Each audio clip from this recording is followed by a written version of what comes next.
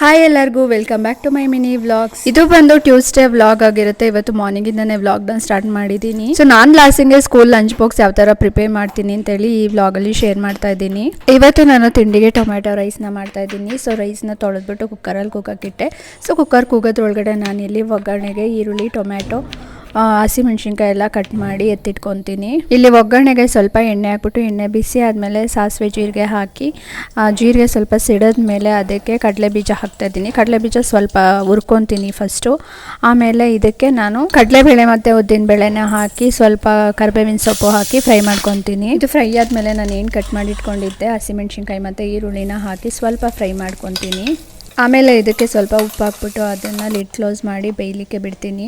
ನಾನು ಯಾವಾಗ ಎದ್ದೇಳ್ತೀನಿ ಆವಾಗಲೇ ಲಾಸ್ಟಿನ ಎಬ್ಬಿಸ್ತೀನಿ. ಸೊ ನಾನು ಗೀಸರಲ್ಲಿ ಆನ್ ಮಾಡಿರ್ತೀನಿ. ಅವಳ ಪಾಡಿಗಳು ಸ್ನಾನ ಮಾಡ್ಕೊಂಡು ರೆಡಿ ಆಗ್ಬಿಟ್ಟು ಬರ್ತಾಳೆ. ಇಲ್ಲಿ ಈರುಳ್ಳಿ ಫ್ರೈ ಆದಮೇಲೆ ಟೊಮೆಟೊನ ಹಾಕಿ ಅದಕ್ಕೆ ಸ್ವಲ್ಪ ಅರಿಶಿನ ಹಾಕ್ಬಿಟ್ಟು ಬೇಯಲಿಕ್ಕೆ ಬಿಡ್ತೀನಿ. ಕೆಲವೊಂದು ಡ್ರೈ ಫ್ರೂಟ್ಸ್ನ ನಾನು ರಾತ್ರಿನೇ ನೆನೆಸಿಟ್ಟಿರ್ತೀನಿ. ಸೊ ಬೆಳಿಗ್ಗೆ ನಾನು ಲಾಸ್ಟಂಗೆ ಒಂದು 4-5 ಬಾದಾಮಿ ಮತ್ತು ದ್ರಾಕ್ಷಿನ ನೆನೆಸಿರೋದು ಅವಳಿಗೆ ತಿನ್ನೋಕ್ಕೆ ಕೊಡ್ತೀನಿ. ಸೊ ಇಲ್ಲಿ ಟೊಮ್ಯಾಟೊ ಎಲ್ಲ ಚೆನ್ನಾಗಿ ಫ್ರೈ ಆದಮೇಲೆ ನಾನು ಸ್ವಲ್ಪ ತೆಂಗಿನ ತುರಿನ ಹಾಕಿ ಮಿಕ್ಸ್ ಮಾಡ್ಕೊತಿದ್ದೀನಿ. ಟೊಮ್ಯಾಟೊ ರೈಸ್ಗೆ ತೆಂಗಿನ ತುರಿ ಹಾಕಿದ್ರೆ ಚೆನ್ನಾಗಿರುತ್ತೆ. ಸೊ ಇದ್ದರೆ ಹಾಕ್ಕೊಳ್ಳಿಲ್ಲ ಅಂದರೆ ಪರವಾಗಿಲ್ಲ.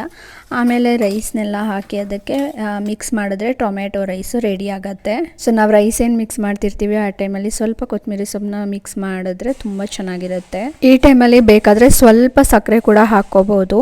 ಇವ್ರಿಗೆ 2 ಬಾಕ್ಸ್ನ ರೆಡಿ ಮಾಡಬೇಕು. ಒಂದು ಲಂಚ್ ಬಾಕ್ಸು ಮತ್ತು ಇನ್ನೊಂದು ಸ್ನ್ಯಾಕ್ಸ್ ಇರುತ್ತೆ. ಸೊ ಲಂಚ್ ಬಾಕ್ಸ್ ನಾನು ರೈಸ್ ಹಾಕ್ಬಿಟ್ಟು ಸ್ವಲ್ಪ ಕುಕುಂಬರ್ ಹಾಕ್ತಾ ಇದ್ದೀನಿ.